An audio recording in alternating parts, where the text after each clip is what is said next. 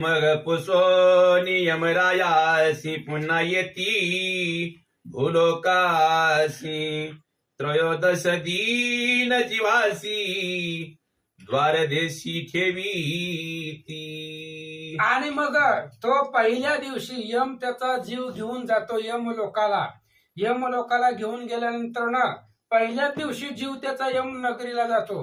पुन्हा यमाची आज्ञा घेऊन परत तो जीव माघारी येतो आणि तुमचं 13वं होईपर्यंत 13व्याच्या उत्तरक्रिया होईपर्यंत जीव तिथं दारापाशी त्या ठिकाणी राहत असतो असं सांगतात. तो जीव फारे कष्टी होत हाकारे सुद्रो दुखित स्वजन जे रुदन करीत अथवा मुंचित श्लोमादिक.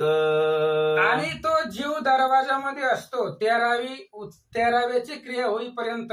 मेलेल्या दिवशी यमलोक त्याला घेऊन जात आहे. घेऊन गेल्यानंतर यमाच्या नगरीतनं माघारी येतो. दरवाजामध्ये तो जीव राहतो. त्या जीवालाही खूप पीडा होती. कधी त्याच्या घरच्यांनी दुःख जर केलं, कारण प्रेताच्या पाठीमाग रडायचं नसतं. ज्ञानी लोक हुशार लोक जास्त रडत नाही. जवळचा असतो रडू येतं पण ते आवरावं लागतं. तुम्ही जेवढं रडाल तेवढं दुःख त्या प्रेताला होतं असं सांगतं. तेने पावे अति दुःख त्याचे त्याशी भोजन देख यास्तव जे आप्त लोक त्याने क्षणिक नरडावे. म्हणून जर घरचा व्यक्ती जर रडला तर त्याचं दुःख त्या प्रेताला होतं.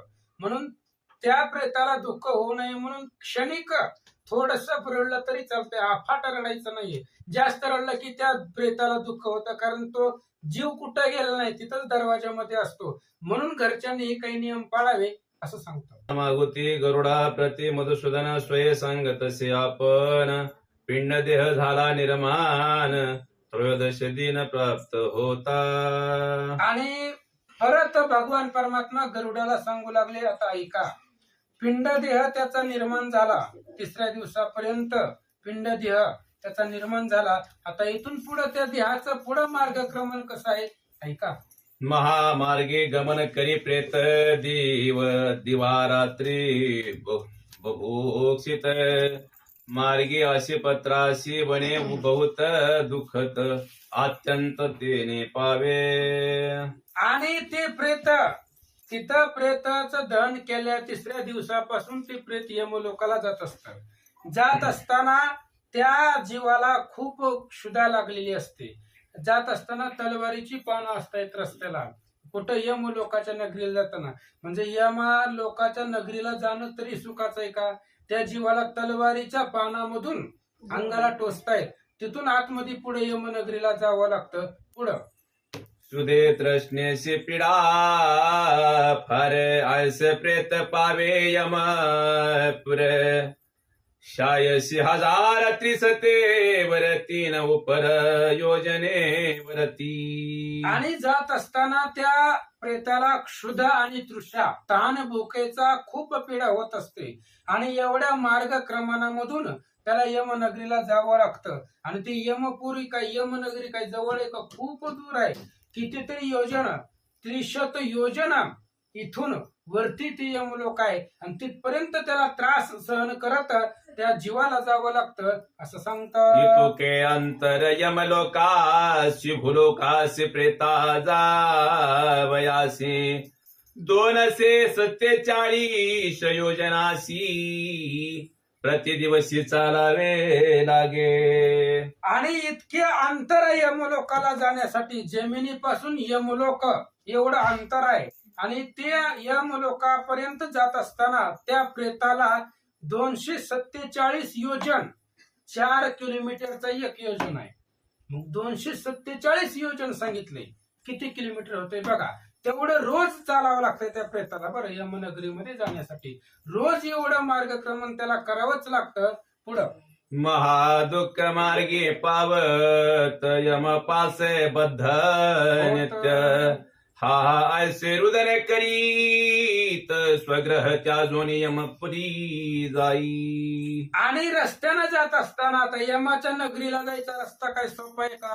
खूप अवघड आहे. जात असताना त्या जीवाला यमाच्या पाशानं बांधलेलं असतं. कारण जीव आहे, जीवाला प्रत्येक पाशानं जीव बांधलेला आहे. सप्त पाशामध्ये बुद्ध आहे.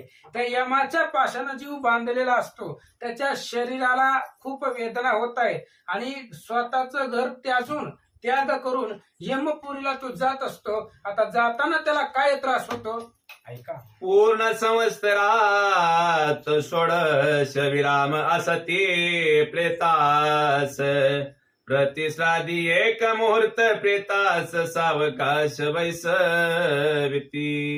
आणि पूर्ण वर्षभरामध्ये त्या असणाऱ्या प्रेताला फक्त 16 आराम असतायत. म्हणजे 16 मुक्काम असतायत. आराम म्हणजे मुक्काम. तेवढे मुक्काम त्याला एका वर्षामध्ये तेवढीच विश्रांती भेटते. 16 वेळा त्याला विश्रांती भेटते. नाहीतर रोज त्याला मगाशी सांगितल्या पद्धतीनं एवढं किलोमीटर 247 योजन एवढं रोज मार्गक्रमण त्या प्रेताला पुढं करावं लागतं असं सांगतात. तेथे श्राद्ध केल्याचे अन्न भक्षविती प्रेता लागोन, षोडश पुराची नामे भिन्न एकीकडून श्रवण केले. आणि तिथं श्राद्ध केलेल्याचं जे अन्न आहे ती अन्न त्या प्रेताला खाऊ घालतायत. मगाशी सांगितलं की 16 मुक्काम त्या प्रेताला करावं लागतात फक्त एका वर्षामध्ये. त्याच वर्षश्राद्ध येईपर्यंत त्याचा प्रवास चालू असतो यमलोकापर्यंत जाण्याचा. त्या एका वर्षामध्ये त्याला 16 मुक्काम भेटतात. मग ते 16 मुक्काम कोणते? याम आणि सौरीपुर, नरेंद्र भवन, गंधर्व नगर, शैलगम आणि क्रूर, क्रौंचपुर, विचित्र भवन. आणि 16 प्रकारची त्याच्या मुक्कामाची ठरलेली जागा आहे. पहिलं गाव आहे याम्य आहे, सौरीपूर आहे, नरेंद्र भवन आहे, गंधर्व नगर आहे, शैलागम, क्रौंचपूर, विचित्र भवन ही गाव आहेत त्याला मुक्काम करत जाण्याची अशा पद्धतीने सांगतात. भुवापद दुःखद नाम नाना क्रंदन पुर, सप्त भुवन, रौद्र पयो वर्णन जान, शित्याढ्यभिमान बहु भीती. धर्म भुवन यामपुर, ऐशी 16 पुरे समग्र, मार्गी प्रेतासी विश्राम करा सती खगेंद्रा जान पार. आणि अशा पद्धतीनं जी नावं सांगितली गावं त्याचं मुक्काम करण्याची 16 गावं सांगितली यमनगरीला जाण्यासाठी त्याला मुक्कामासाठी असतंय. आणि अशा पद्धतीची 16 त्याचं विश्राम कराय त्या प्रेताचं. आणि 16 विश्राम झाल्यानंतर ना पुढं त्या 16 गावाचा मुक्काम झाल्यावर पुढं ते प्रेत जात असताना काय होतं ऐका. त्या मार्गे मरकटा परी प्रेत जाता रुदन करी, काय कर्म म्या जन्मांतरी केले अंतरी आठवित. आणि ती प्रेत जात असताना अफाट दुःख होतं महाराज त्याला. पुन्हा विचार करतं ते प्रेत एवढं दुःख मला जाताना होतंय फक्त जाताना, पुन्हा तिथं गेल्यावर सांगता येत नाही. यमाच्या नगरीपर्यंत जाण्यासाठी एवढा त्रास आहे आणि एवढा त्रास मला भोगावा लागतोय. याचा अर्थ मी जीवनामध्ये काहीतरी वाईट कर्म केलेलं आहे, काहीतरी केलंय म्हणून मला एवढा अफाट त्रास फक्त जाताना यमाच्या नगरीला भोगावा लागायलाय असं ते विचार प्रेत करत असत. माझा मनुष्य जन्म सता धर्म अनुष्ठीला नाही तत्वता, आळस आणि निद्रा करिता त्यागीला सर्वता शिष्टाचार. खूप पश्चाताप होतो महाराज पुढं वरती. त्रास ज्या वेळेस होईल त्यावेळेस असं वाटतं की मनुष्य जन्माला आलो होतो, खूप नशिबानं मनुष्याचा जन्म मिळाला होता. पण कधी मनुष्याच्या जन्माला असल्यावर कधी पुती पुराणाला गेलो नाही, कधी भगवंताचं भजन केलं नाही, कधीच आम्ही देवधर्म केला नाही. म्हणून आळस निद्रा झोपायचं उठायचं लोकांचं वाटोळं करायचं एवढंच केलंय. त्याच्यामुळेही आम्हाला त्रास आहे. यमनगरीमध्ये जाताना एवढा त्रास भेटतोय काय कारण आहे? काहीतरी आम्ही केलेलं आहे पाप, त्या पापामुळे हा भोगावा लागतो असं ती चिंता ते प्रेत करत असत. ज्या शौचाच्या मुळे करून धर्म वाढतो रात्र दिने, तपही वाढत असे गहन ब्रह्मांतर जानमळ जाती. अहो रात्रंदिवस आम्ही असं काहीच केलं नाही ज्या करण्यानं धर्म वाढल, विविध अशा प्रकारचं आपलं असं कर्म करावं लागतं की ज्यानं धर्मही वाढला पाहिजे, पुण्यही वाढलं पाहिजे, पुण्यही वाढवलं पाहिजे, धर्मही वाढवला पाहिजे. यातलं आम्ही काहीच केलेलं नाहीये, म्हणून हे दुःख आमच्या वाट्याला येतं असं ते प्रेत विचार करत ज्या असतात. निंदेने प्राप्त नरक ती निंदा मी केली न करिता विवेक धर्मार्थ असे हा लोक तेथे अविवेक म्या केला. काय केलं मी मनुष्य जन्माला पृथ्वीवर असताना, मी जिवंत असताना काय केलं? लोकाला नावं ठेवली, लोकाची निंदा केली. पुराणामध्ये शास्त्रामध्ये सांगितलंय निंदा केल्यावर नरकच आहे, सांगितलं होतं, पण कधी आम्ही ऐकलंच नाही कोणाचं. मी जिवंत असताना अनेकांची निंदा केली माझ्या तोंडानं, आणि निंदा केल्यामुळं मला हा नरक भोगायला मिळालाय.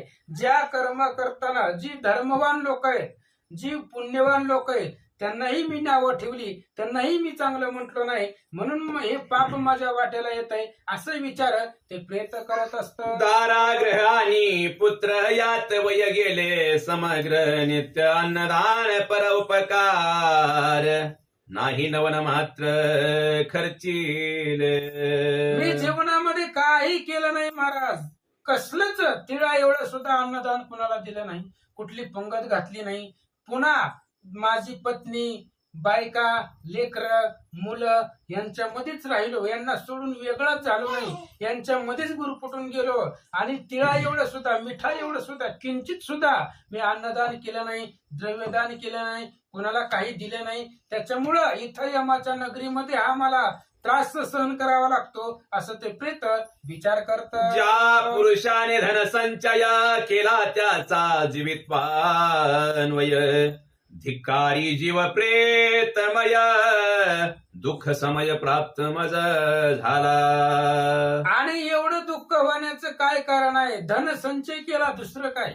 अफाट संपत्ती गोळा करून ठेवली, जमिनीमध्ये पुरून ठेवली, कुठंही पुरून ठेवली, दारामध्ये आलेल्याला उपाशी लावलं, पण ते धनाचा उपयोग त्याच्यासाठी केला नाही. पुरून ठेवलेलं धन काय कामाला आलं माझं? आज त्याच धनामुळं मला एवढी अफाट आपत्ती भोगावी लागते. या यमाच्या नगरीला जाताना एवढं दुःख मला त्याच पैशामुळे भोगावं लागतंय, कारण त्या पैशाचा सदुपयोग मी कधीच केला नाही असं ते प्रेत विचार करत. मी नाही केले दान अथवा नाही घडले हवन हिम पर्वत गवरी जाणे नाही गमन म्या केले. काही केलं नाही मी जीवनामध्ये येऊन, कधी कुणाला 1 रुपया दान केला नाहीये, चंद्रभागेला कधी गेलो नाही, तीर्थाला गेलो नाही, क्षेत्राला गेलो नाही, पुन्हा त्या ठिकाणी माझ्याकडून हवन घडलं नाही, पुराण घडलं नाही कुठंही. आता हिमालय पर्वताचा अर्थ म्हणजे तीर्थक्षेत्र घ्यायचं आपण. तीर्थक्षेत्राला जाणं खूप महत्वाचं आहे महाराज. जावा, तीर्थक्षेत्र खूप भूवैकुंठ आहे पंढरपूर, त्यामुळे प्रत्येक तीर्थक्षेत्राला जेवढं जाल तेवढं वरती आपल्याला सुख भेटतं. ही यातलं मी काहीच केलं नाही, आणि न केल्यामुळं ही यमाच्या नगरीमध्ये मला एवढं दुःख भोगावं लागतं असं ते प्रेत विचार करत. नाही सेविले भागीरथी जळ जिच्या प्रभावे स्वर्ग अतोळ प्राप्त होई अंजळी जळ एक वेळ सेविताची. जीवन जगत असताना मी, पृथ्वी तलावर असताना मी, जिवंत असताना कधी भागीरथीमध्ये स्नान केलं नाही, कधी गंगेमध्ये स्नान केलं नाही, कधी प्रयागामध्ये गेलो नाही. अहो आत्ता कळायला लागलंय, जर मी गंगेमध्ये एकदा बुडलो असतो तरी मला स्वर्गाला जायला भेटलं असतं. ही नरकाच्या जे काही यातना आहेत ना, ती भोगाव्या लागल्या नसत्या. एकदा तरी मी त्या गंगेमध्ये, ते प्रयागमध्ये, त्या असणाऱ्या सिंधू जीवनामध्ये बुडायला पाहिजे होतं. पाय तरी त्याच्यामध्ये स्पर्श, पायाचं जाऊ द्या, अंजोळी भरून हातामध्ये जेवढं बसतंय तेवढं पाणी जरी मी अंगावर शिंपडलं असतं तरी मी स्वर्गाला गेलो असतो. ही नरक यातना मला भोगाव्या लागल्या नसत्या असं ते विचार प्रेत करू लागलं. आणि नाही खणिले तलाव मनुष्य पक्षाचा धरो निभाव निर्लज्ज देश जेथे स्वयं नाही स्वजळ जळ केले. पाप माझ्याकडून अफाट घडलंय. पाप म्हणजे काय? दुसऱ्याला पीडा होणं. बर, दुसऱ्याला पीडा होते बघून आपण जर त्याला मदत केली नाही तर ती पाप आहे. आपल्याला कळतं याला पीडा होती तर मदत करणं आपलं कर्तव्य असतं. दुसऱ्याच्या कार्यासाठी मी काहीच केलं नाही. पशु पक्षी आहेत, मुकी प्राणी आहे, त्यांना काय कळतं का? त्यांना भूक लागली, ताण लागली, मागत का? स्वतः दारामध्ये चिमणी आली तर तांदूळ आपण द्यावे लागतात. त्यांना मागता येतं का? चिमणी दारामध्ये आली तर तिला पाणी आपण ठेवावं लागतंय. हे काहीच केलेलं नाहीये मी. उपकार काहीच केला नाही. आम्ही स्वतःसाठीच जगलो जीवनामध्ये आणि उपकार न केल्यामुळं हे सगळ्या यातना मला आज भोगावे लागतात असा विचार प्रयत्न करू लागलं. नाही केले नित्यदान आणि न केले गोसेवन, स्वशरीरी शुद्धी लागून काही आचरण नाही केले. काही केलं नाही महाराज. माझं जे शरीर आहे त्या शरीराच्या शुद्धीसाठी मी काय केलं जन्मामध्ये येऊन? आता नाही कळत महाराज आपल्याला. आता कळतच नाही महाराज. लोक किती किती सांगून सांगून काय आपण ऐकत नाही. आता हे सगळं नंतर पश्चाताप होतय. त्या जीवाला हे सगळं वाटायला लागलंय. जर तेव्हा केलं असतं तर आता यमनगरीला मी गेलो नसतो. एवढं दुःख मला भोगावंच लागलं नसतं. कधीच मी दान केलं नाहीये. गायीची सेवा कधी केली नाही. गायी जवळून चालले, त्या गायीचं दर्शन कधी घेतलं नाही. हात लावायला काय अवघड होतं? हात लावला नाही त्या गायीला म्हणून एवढ्या यातना भोगाव्या लागायला. स्वतःच्या शरीराच्या शुद्धीसाठी काहीच केलं नाही मी हितासाठी असा विचार ते प्रयत्न करू लागलं. भय यज्ञ देव यज्ञ भूत यज्ञ मनुष्य यज्ञ शीतवारित तर्पण पितृयज्ञ पंच महायज्ञ शरीर हे. शरीराच्या शुद्धीसाठी, शरीराच्या पावनासाठी पंचयज्ञ सांगितलेले असते. हे पंचयज्ञापैकी मी कुठलाच केला नाही. ब्रह्मयज्ञ आहे, देवयज्ञ आहे, भूतयज्ञ आहे, मनुष्य यज्ञ आहे आणि पितृयज्ञ आहे. ह्याच्यामधलं मी काहीच केलं नाहीये. देव कार्यामधलं मी काहीच आचरण नाही केल्यामुळं ह्या सगळ्या दुःखावस्था भोगाव्या लागतात असं सांगतो. नाही केले देही असोन नाही रुद्र जप विष्णू पूजनी देहन लाविळा तीर्था यात्रे करणे संत्र संग्रहण नाही केला. नंतर आठवतं मला, सगळं आठवतं. आपण जन्मल्यापासून मरेपर्यंत काय केलंय आता आपल्या लक्षामध्ये येत नाही. आता का लक्षामध्ये येत नाही तर विषय वासनेनं जीव गुरफडलाय.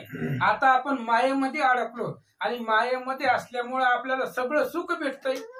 सगळं भेटतंय ना आपल्याला जागेवर. त्याच्यामुळे आपल्या काही लक्षामध्ये येत नाही. नंतर ना सगळ्या लक्षामध्ये येतो. ज्यावेळेस देह होता माझा, पृथ्वी तलावर माझा देह असताना काय केलं मी? कधी विष्णूचं भजन केलं नाही, महादेवाच्या मंदिरात कधी गेलो नाही, देवाच्या मंदिरामध्ये कधी गेलो नाही. माझा देह कधी मी तीर्थयात्रेला गेलो नाही, पवित्र गंगेमध्ये कधी स्नान केलं नाही. हे नंतर आठवतं. आणि न केल्यामुळं यमाच्या नगरीला एवढा त्रास भोगावा लागतो असं सांगतं. नाही केले ब्रह्माचर्यावत न निजलो भूमीवरी नित्य स्वार्थ धरून या मनात वंचना जनात म्या केली. काही केलं नाही मी. ब्रह्मचर्य व्रताचं परिधान त्याचे असणारे नियम पाळले नाहीत.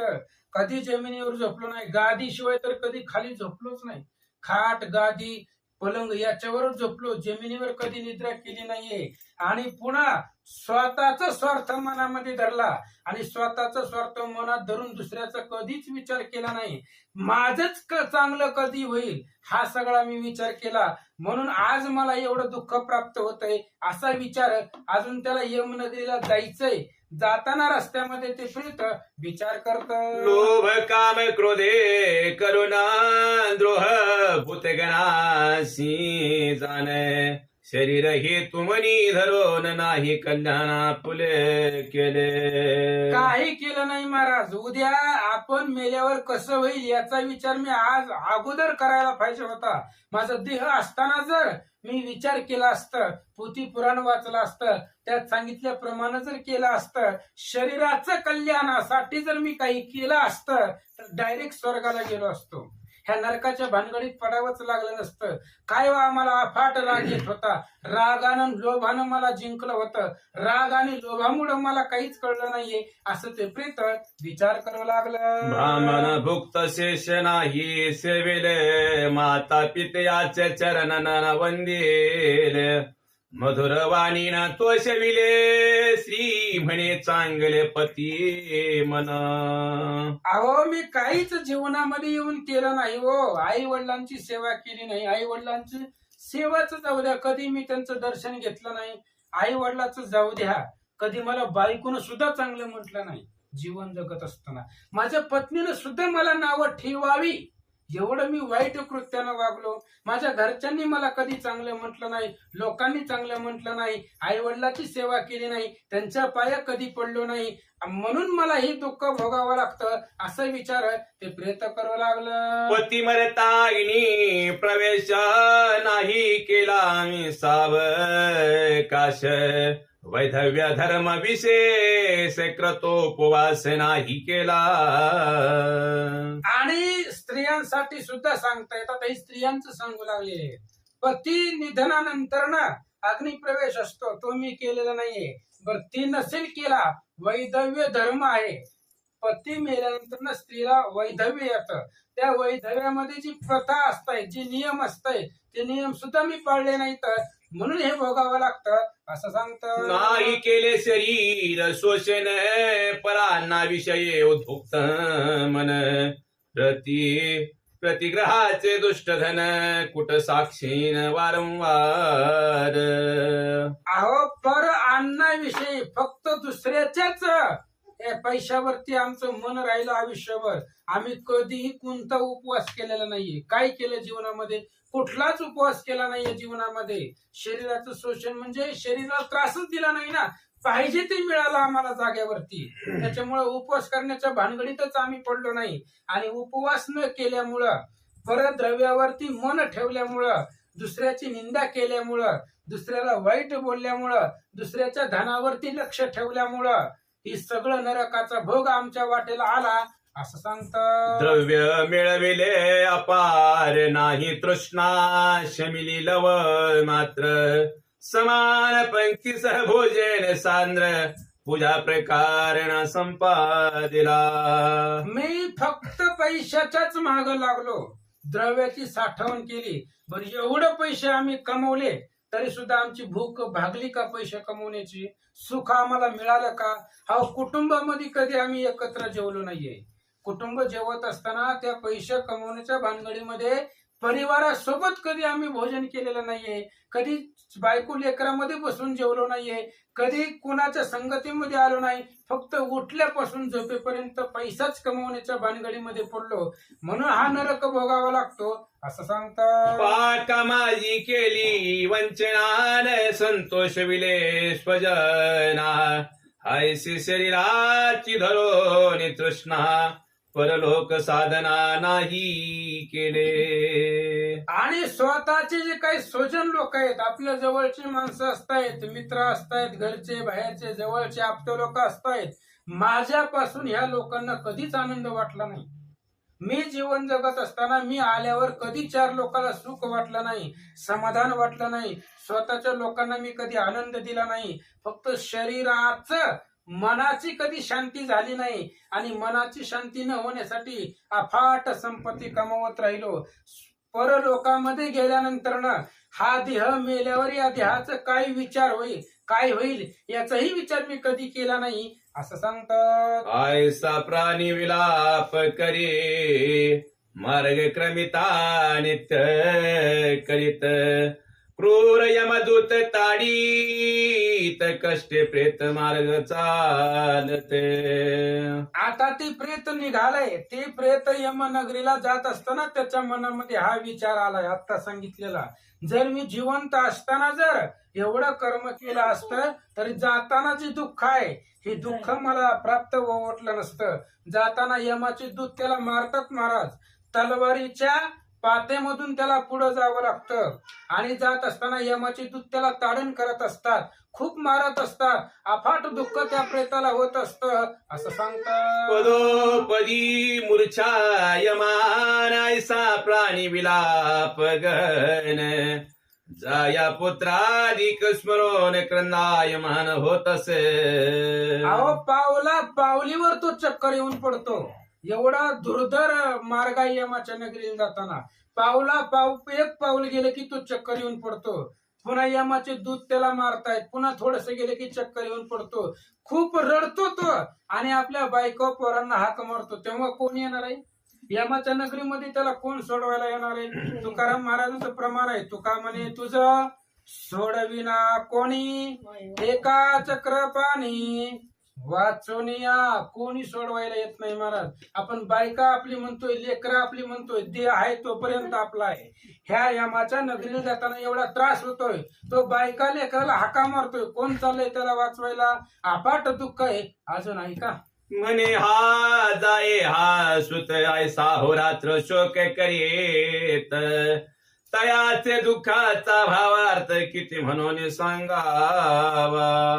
अहो अफाट दुःख भोगावं लागतं त्याला होणारं दुःख यमनगरीला जाताना काय त्या दुःखाचं वर्णन करावं, म्हणजे वर्णन करण्याच्या पलीकडचं अफाट दुःख त्या प्रेताला होत असतं असं सांगतं. एकादश दिनीचे जे श्राद्ध ते चतुर्थार्धात रक्ते प्रसिद्ध, आद्य मासिक जे शुद्ध वर्ष मासिक एकादशी, मासिक आदि श्राद्ध मासिक प्रेत संतुष्टार्थ ऐसे साम्यक मासिके करावे. पक्षी नायक ध्यामा सावसनी ग्रामपुरी, दूत जाती प्रेत घेवनी पुष्पा भद्रा नदी तेथे जाण, आणि न्यूग्रोध प्रियदर्शन असे सुलक्षण यमपुरी. आणि त्याचं असणारं प्रेत, कारण यम कोणाला न्यायला येत नसतो, यम दूत पाठवत असतो. यमाचे दूत असतात ते त्या प्रेताला घेऊन जात असतात. घेऊन जात असताना त्या प्रेताला पुष्पभद्रा नावाची नदी लागते त्या यमलोकामध्ये जाताना, आणि पुढे एक मोठा असणारा वटवृक्ष त्या प्रेताला लागतो. पुढं काय लागतं ऐका, त्या पुरी विश्राम करविती, जाया पुत्राधिकाची स्मरती, दुःखे जीव करी निश्चिती, दुःख त्या प्रती दूत त्या प्रती बोलते मग. आणि यमनगरीला ते प्रेत जात असताना यमाची दूत त्याच्या बरोबरीला असतायत. दूत त्याला मारीत मारीत घेऊन जात आहेत. भद्रा नदीच्या पलीकडे गेल्यावर यमाच्या नगरीला जात असताना एक मोठं वडाचं झाड आहे, आणि त्या वडाच्या झाडाखाली त्या प्रेताला बसवतायत क्षणभर. आणि बसवल्यानंतर ना यमाचे दूत जवळ असतायत.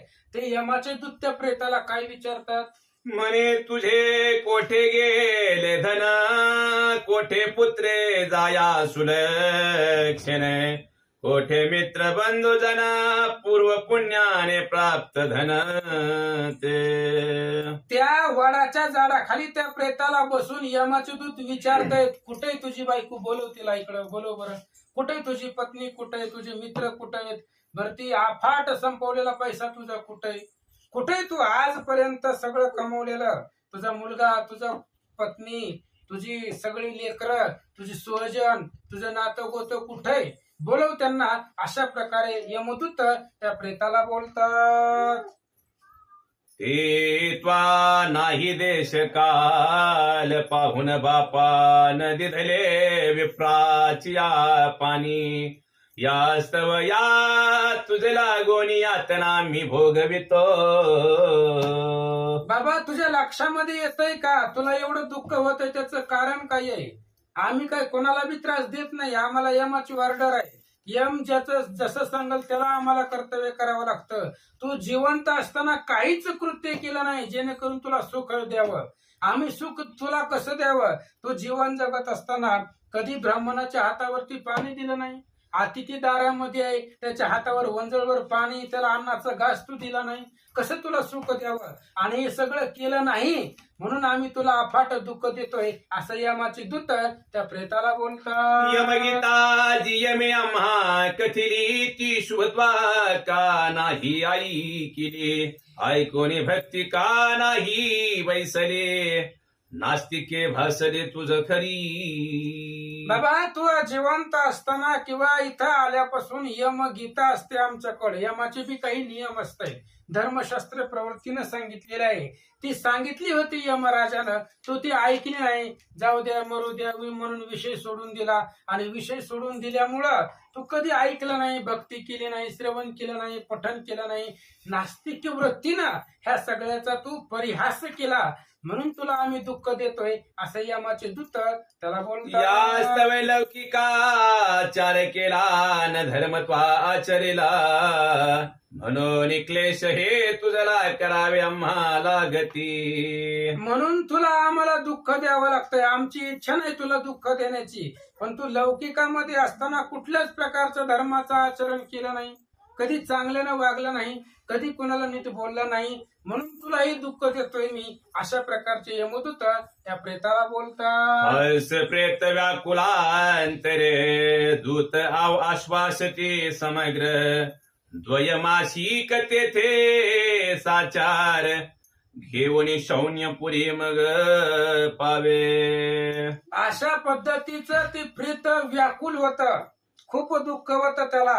आणि दुःख होत असताना ते यमाचे दूत सांगतायत थोडस अंतर राहिलंय, दुसऱ्या म्हणजे त्याचा वर्षभराचा प्रवास असतो तो, आणि थोड्याशा अंतरावरती गेल्यानंतर ना तुला विश्रांतीचं ठिकाण मिळेल, तिथं तुला थोडस नकळत सुख मिळेल. अशा प्रकारचे आश्वासन देत आहेत. बरं नसतं, फक्त सांगतायत त्यानं गप्प बसावं म्हणून. पुढे गेल्यावर तुला सुख आहे, पुढे गेल्यावर तुला आनंद आहे, पण आनंद नसतो. पण त्या प्रेतानं शांत बसावं, शोक करू नये म्हणून यमाची दूत त्याला पदोपदी आश्वासन देतात. असं सांगतात. ज्याचे नामत्रय पक्षिक तेथे होतस ते मासिक. पुढे नरेंद्र गरोर्मुख प्रेत सम्यक पावतसे. पुढं निघालं प्रेत. त्रैपक्षिक नावाचं तिथं यमाच्या नगरामध्ये गाव आहे. जात असताना आणि तिथं एक मासिक होतं. पुन्हा नरेंद्र नरोन्मुख नावाचं एक त्या 16 पैकी एक त्याचं मुक्कामाचं ठिकाण आहे. तिथं ते प्रेत जात. तिथं गेल्यावर काय होतं?